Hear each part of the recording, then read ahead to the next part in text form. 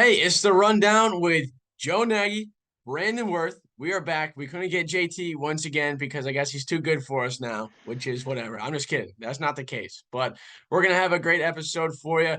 It's kind of a weird situation. A lot of the teams already were in action. They're gonna be in action over the break. I think this is gonna be our last one until we come back after the new year. But we're gonna have a good show. Brandon, how are you? Dude, I'm doing great. Coming off a big dub last night for Big Rapids. We'll talk about that later on, but I'm feeling rejuvenated. Holiday season is upon us, and I'm super excited. Family's coming over. Going to see some friends in town that I haven't seen in a while as well that have made their way in. So I'm really looking forward to that. It's going to be a great holiday season, and especially finishing off on a high note overall here for the network right now. All of our local teams are hitting in full stride and getting some W's here before the new year. Yeah, absolutely. So Merry Christmas to you. Have a happy new year as well. We're gonna get right into it. I don't know what we want to start with, Brandon. I think obviously Big Rapids basketball, kind of give a little week in review. If you want to go kind of dive in deep with it, so let it rip. All right, straight into the 12-foot deep end, head first here. Tuesday, White Cloud 61-48 win over there at White Cloud. A really big, resilient fourth quarter from this basketball team. They continually show really that the fourth quarter has become theirs over the last couple of games, especially White Cloud. They were able to outscore the Indians 20-8 in that final 8 minutes to be able to secure that 13-point win. Obviously, you're doing the math at home. They were only up one going into the third and extended that lead going into the fourth. So that was a really huge momentum switch on the road, providing their own energy. That was something they really struggled with. They were trailing at halftime, and they were able to bounce back in a big way. Benzie Central as well on Thursday. Last night, as we were recording this here on Friday, 51-43. That's a really good Benzie team. They're tall, they're strong, they play very physical basketball. And they certainly have a lot of talent on that team. So that was a really big win for especially for Coach Ingles and Coach Thomas, really to grind out that win. And once again, fourth quarter, they've really made a huge shift into the focal points of the fourth quarter. There's been overall 8 games already this year. Big Rapids 6-2. Then when they've outscored opponents in the fourth quarter, they're 6-0. When they haven't, they're 0-2. So every single game this year they have been in going into the fourth quarter in striking distance. Obviously, Shepherd made a big comeback. I believe it was a 17-8 run. They finished off the fourth quarter to get the victory at home. And it was actually the exact same score for Reed City when they were able to extend their lead up north in the Den to be able to win the rivalry game. So obviously, Big Rapids has been able to play with all of these teams this year. Obviously, number one strength of schedule among CSAA teams overall here through the first half of the year into the next part of the season. They've done a great job of staying in these games and especially finding their own energy down over the break, especially being on home court has been an advantage for them. 4-0 on the season so far. And I think, if I remember correctly, 46 plus minus overall in margin of victory. So they're not only winning, they're winning these games, especially by 11, 12 points, which is a really big thing for them, especially going up against some of these really good teams and be able to not only beat them, but handily beat them. So right now, certainly coming off a 4-game heater, as you like to say, Joe. I mean, this team, they're firing on all cylinders. They're starting to shoot the rock after some big time struggles earlier on this year. Now they found their shooting stroke. They're able to shoot 45 to 50% on some nights from the floor, 35 to 40 from three. That's more what this team really was showing in the preseason, and now they're finally getting to show it here over the last couple games here before the 2023 season wraps up before going to 2024.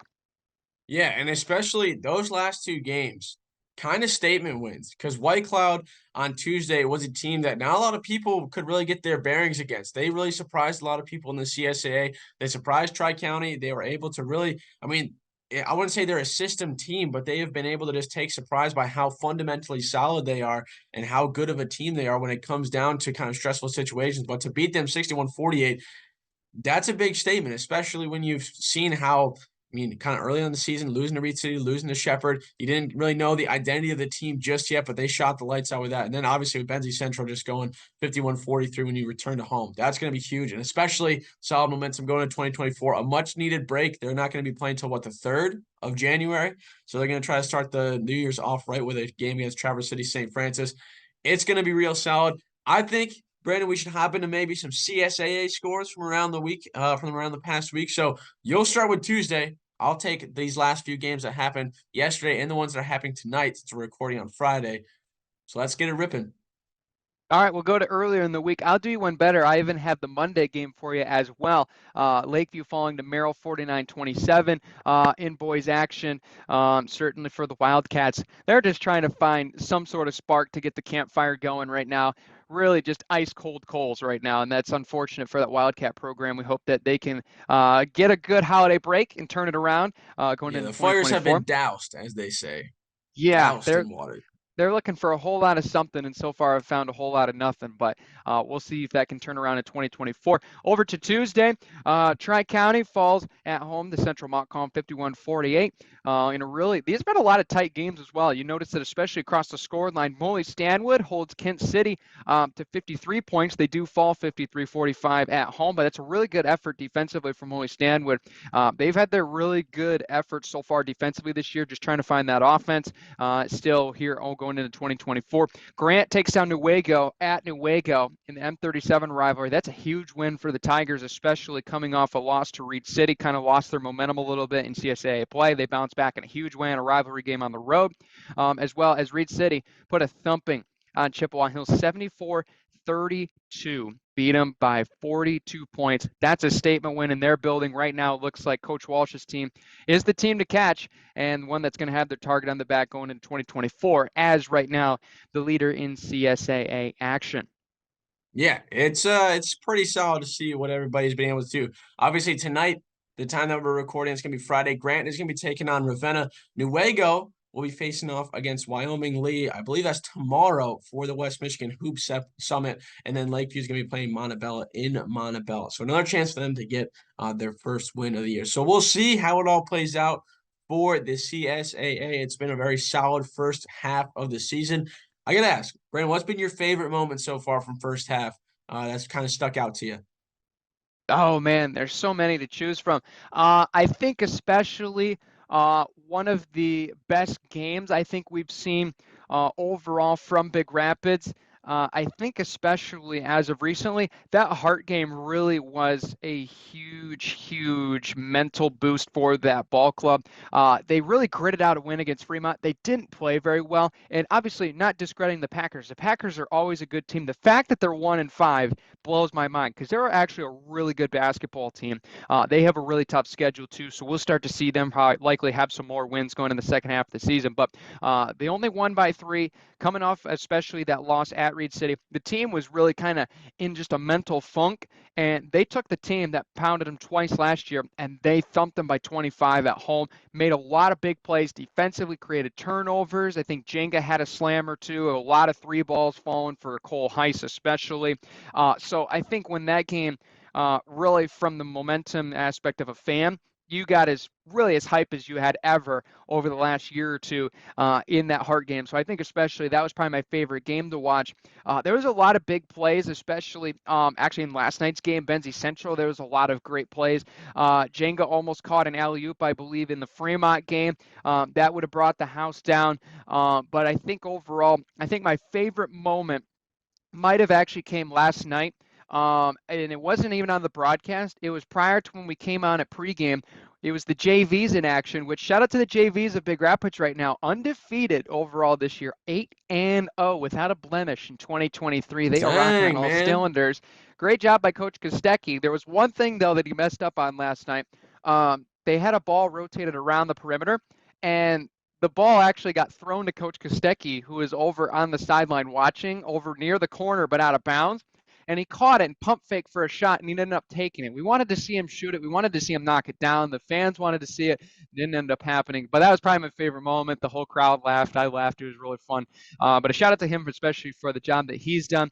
But other than that, especially, I think the White Cloud game in the second half, momentum wise, not being recency bias or anything, that was a really overall one of my favorite quarters that I've ever called, just with the high action packed momentum. It was like heat check, 3 ball. Everything was going in Big Yeah, that Rapids' one was favor. that one So was that one back was good and too. forth the whole time, especially when I was producing that game. That one was a joy to listen to because there was no Yes. no shortage in action either. Yeah, that fourth quarter was just absolute peak playmaking for any radio broadcaster to ever dream of. So that one's probably was up there too. So right now, not necessarily down, pushing aside the first couple games, but the last 3, 4 games we've had, Joe, I mean, of course they've been wins, but they've been exciting wins because the Cardinals are actually getting to their peak. They're shooting the basketball well. They're getting on transition, forcing turnovers. They're playing Cardinal basketball, and then they play Cardinal basketball. It's one of the most fun teams to watch in all the CSA at their peak. Yeah, absolutely. And I'm looking forward to it. First half of the season has come to a close. There's going to be some teams dabbling their way through the holiday break. However, second half of the season is coming up. And I think, Brandon, what we should do for a dark horse kind of half court shot prediction, what are you looking forward to? Who do you think is going to make some noise, make some surprise changes going into the second half? Who do you think is going to kind of make a big little run to kind of make some noise in the CSA standings for the next 2024 part of the season? Oh man, that's a great question, Joe. I think right now, based on where we are at in the CSAA standings, what teams will probably make a run, perhaps. The fact that Tri-County is 0-4 just kind of really seems like, man, they seem like really a better ball club than that. They just play. It seems like they play a little bit. They don't have necessarily the attention to detail that I've seen on film. They have a lot of. They play with a lot of turnovers, and especially when you saw games that they played against Big Rapids and when they played against White Cloud, especially from the film I watched. If they can clean up those turnovers, I mean, 0-4 in the CS, they're better than an 0-4 team in the CSA. No disrespect to Moy Stanwood or Lakeview, but I think that they beat those teams when we see them match up later on in the season. So I think they'll make a little bit of a run up. I'm going to be watching out for that Central Montcalm team. They're 1-3. They played in a absolute dogfight, especially over the last couple of games. They've been into overtime. They really gave Beale City a run, who's a really good Division 3, Division 4 team.